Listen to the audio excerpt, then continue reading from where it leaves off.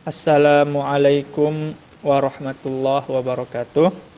Alhamdulillah wassalatu wassalamu ala Rasulillah wa ala alihi wa ashabihi wa man walah. Kaifalukum ayyuhal ikhwah? Insyaallah fi hadhil fursah sanuwasil darsana al-an nadkhul ila bab istimalat ma wala. Pada pelajaran kali ini insyaallah akan kita lanjutkan yaitu pemakaian ma, begitu pula dengan la. Yang pertama kita bahas yaitu istimalat ma, artinya jenis-jenis ma ataupun bagaimana cara penggunaan ma dengan jenis-jenisnya. Nah, ma itu merupakan sebuah lafaz al-arabiyyah al-mutanawwi'ah al-istimal. Artinya ma itu merupakan lafaz bahasa Arab yang mana dipakai untuk bermacam-macam kegunaan. Artinya tidak satu aja fungsinya. Dan ketika kita tidak mengetahui makna dari kalimat ma ini, begitu pula hubungannya dengan sebuah jumlah, sebuah konteks kalimat, maka itu bisa menyebabkan kita salah paham dalam memahami sebuah jumlah atau kalimat ataupun perkataan. Dan ini juga merupakan sebab ditulisnya buku Nahwu itu. Ya, sebagaimana kita jelaskan sebelumnya juga dalam bab ta'ajjub, ya, sebagaimana kisah Abul Aswad Ad-Duwali. Kisah Abul Aswad Ad-Duwali itu ketika itu dia bersama anak perempuannya nanya, anak perempuannya bilang sama dia, ma ajmalus sama. Maka ayahnya bilang nujumuha, yaitu bintang-bintangnya. Anaknya bilang, aku nggak nanya, saya sebenarnya merasa takjub terhadap langit. Maka ayahnya mengatakan, maka kalau begitu katakanlah ma ajmala as-sama, jangan bilang ma ajmalu as-sama. Nah, di sini bisa kita lihat bagaimana cara ataupun tidak tahunya kita penggunaan ma itu tadi bisa menyebabkan salah paham. Ya, bapaknya tadi mengira ma di sini ma istifhamiyah, ma sebagai tanda tanya, sedangkan anaknya pingin ma-nya di sini ma untuk ta'ajjub. Oleh karena itulah pentingnya kita mengetahui jenis-jenis ma ini dan penggunaannya. Yang pertama itu penggunaan ma atau jenis ma an-nafiyah, artinya ma yang untuk menafikan. Ya, ini sudah kita pelajari juga tentang bagaimana uslubun nafi itu ya, ma bisa digunakan untuk menafikan. Ma dhahabtu, saya tidak pergi, gitu ya. Ma rajulun fil fasli, enggak ada seorang pun laki-laki di kelas. Maka ma di sini sebagai ma an-nafiyah. Kemudian yang kedua ma al-istifhamiyah, ma yang digunakan untuk pertanyaan, untuk digunakan menanya. Contoh, ma ra'yuka fis safar, apa pendapatmu tentang safar itu? Di sini ma-nya sebagai istifhamiyah, maka dia sebagai huruf. Yang kedua juga dia huruf, ma di sini sebagai huruf, di sini juga sebagai huruf. Yang ketiga ma asyartiyah, di sini juga ma-nya sebagai huruf. Ma asyartiyah, misalnya saya bilang ma taf'al af'al, apapun yang kamu lakukan saya lakukan. Jadi ma-nya di sini sebagai ma syartiyah. Ya, sama-sama huruf tetapi penggunaannya berbeda. Begitu pula dalam i'rabnya nanti ketika kita belajar i'rab berbeda. Ma di sini kita bilang ma an-nafiyah. Di sini ma kita bilang istifhamiyah, ma di sini kita bilang ma asyartiyah. Kemudian yang keempat itu ma al-mausulah. Ma al-mausulah ini adalah isim. Nah, untuk ma al-mausulah ini dia merupakan isim, sama seperti isim mausul. Isim mausul alladzi, allati itu ya. Nah, itu sama hukumnya. Contoh, ra'aitu ma biyadika.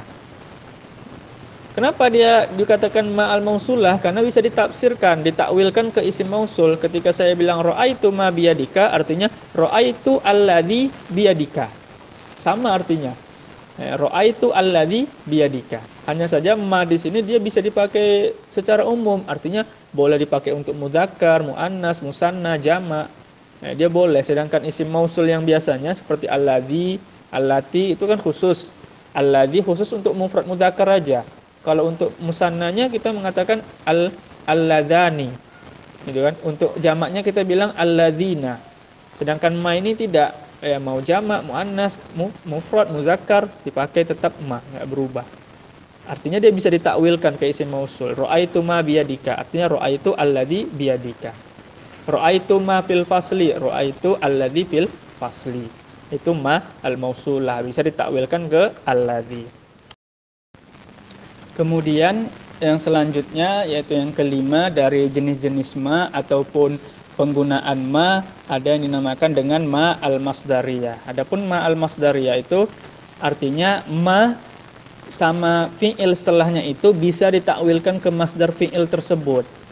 Ya, contoh misalnya di sini a'jabani ma fa'alta. Di sini ma fa'alta bisa ditakwilkan ke masdar dari fa'ala ini. Fa'ala kan masdarnya fi'lun. Kemudian fa'alta. Di sini kan fa'ilnya ta, kamu. Maka kita takwilkan fa'ala yang ke masdarnya fi'lun, kemudian ta di sini kita rubah domirnya menjadi domir nasab atau domir jar. Maka a'jabani ma fa'alta, ya, mengagumkanku apa yang kamu perbuat. Maka boleh kita takwilkan a'jabani fi'luka. Kan sama ya, a'jabani fi'luka, mengagumkan aku perbuatanmu. Perbuatanmu itu telah mengagumkan aku, membuatku takjub.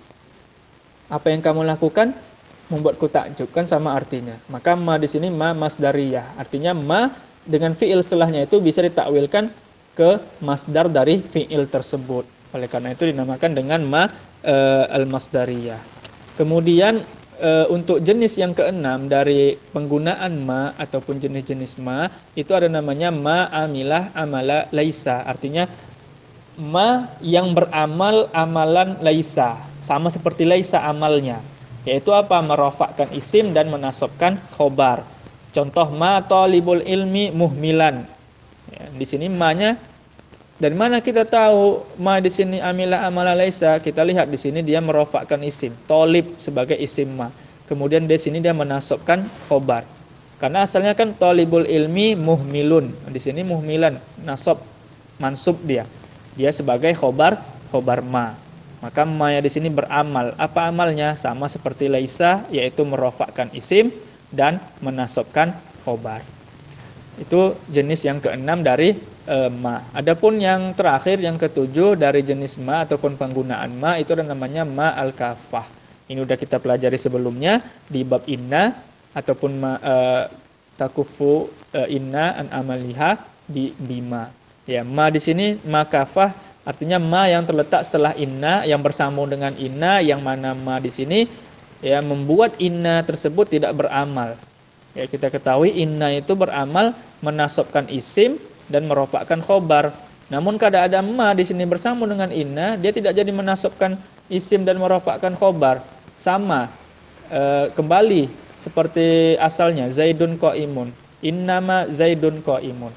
Ya, asalnya kalau tidak ada ma kita bilang inna zaidan qaimun. Tapi karena ada ma di sini bersambung dengan inna, tidak beramal dia jadinya. Jadi kembali ke asal kalimat jumlah yang setelah inna tersebut. Makanya namanya ma al-kafah, artinya ma yang menahan inna untuk beramal. Kemudian kita masuki bab selanjutnya yaitu istimalat la, jenis-jenis la, penggunaan la. Sebelumnya kita udah pelajari ma, ini kita pelajari la, untuk la. Begitu pula dengan la, banyak jenis-jenisnya ataupun penggunaan untuk ma tersebut. Yang pertama ada namanya la an-nafiyah. Ya, la an-nafiyah ini udah kita pelajari ya, uslubun nafi. Nah, la an-nafiyah bisa masuk ke fi'il, ke isim, tapi dia lebih banyak masuk ke fi'il. Sudah kita pelajari. La ajlisu, ja'a sa'idun, la aliyun. Ya, di sini dia masuk ke fi'il, la ajlisu, la aliyun masuk ke isim. Yang kedua ada namanya la nafiyah lil jins. Berbeda ya, la an-nafiyah dengan la nafiyah lil jins. Sudah kita jelaskan di bab la nafiyah lil jins. La taliba fil fasli. Maka la-nya di sini sebagai la nafiyah lil jinsi. Dari mana kita tahu? Kita lihat kalimat setelahnya di sini ya, mabni alal fathi. La taliba fil fasli. Asalnya kalau kita bilang la talibun, maka la-nya sebagai la nafiyah. Beda ketika saya bilang la talibun fil fasli dengan la taliba fil fasli, dan sudah kita jelaskan. Ketika saya bilang la toliba fil fasli, saya menafikan semua jenis tolib dalam kelas. Artinya tidak ada sama sekali yang namanya tolib di kelas. Tapi kalau saya bilang la tolibun fil fasli, saya menafikan satu tolib. Ada ihtimal, ada kemungkinan bisa jadi ada 2, 3, 4 dan sebagainya. Itu perbedaannya.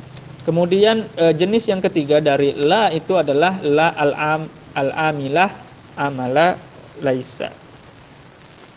Nah, di sini sama seperti ma tadi. Artinya la-nya di sini beramal seperti laisa, merofakkan isim dan menasabkan khobar. Contoh la talibun ghafilan.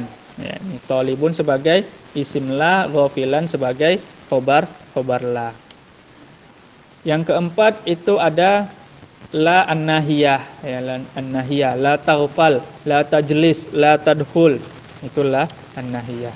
Kemudian yang kelima ada la jawab, artinya jawaban untuk pertanyaan hal atau a, hamzah ya. Contoh hal dhahabta atau adhabta, jawabannya la, ma dhahabtu. Akalta la, dhahabta amsi la. Nah, di situ la-nya la al-jawab. Kemudian yang keenam, yang terakhir itu ada namanya la al-mulgha. Artinya la yang mulgha, dibatalkan amalnya. Asalnya dia beramal namun batal dia beramal karena ada sebab. Contoh la jami'atun illa mulaqatun. Di sini la-nya mulgha. Bisa dia beramal. Bisa dia beramal menjadi la nafiyah lil jinsi, tapi karena ada illa di sini dia tidak jadi beramal, ataupun karena barisnya di sini dirofakkan dia tidak jadi beramal, dia jadi kembali seperti la an-nafiyah. Sebenarnya tidak jauh berbeda la al-mulgha di sini dengan la an-nafiyah, karena pada dasarnya ketika dia diilghakan menjadi mulgha tidak beramal, dia kembali menjadi la an-nafiyah, seperti itu. Ya, mungkin ini saja pelajaran kita pada kesempatan kali ini. Semoga bisa dipahami. Yang kurang saya mohon maaf. Syukran ala husni ihtimamikum. Jazakumullah khairan. Subhanakallah bihamdik. Asyhadu an la ilaha illa anta astaghfiruka wa atubu ilaik. Assalamualaikum warahmatullahi wabarakatuh.